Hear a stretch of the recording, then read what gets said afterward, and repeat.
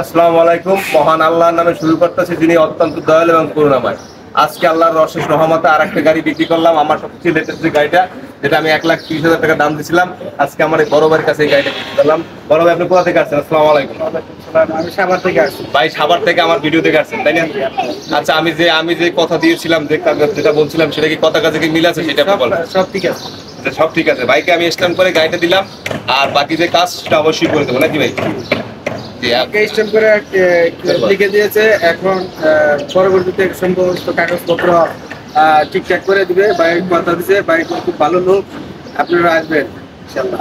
ইনশাল্লাহ। বিশেষ মনে জন্য সবাই দোয়া করবেন, আমি বাড়ির জন্য দোয়া করি।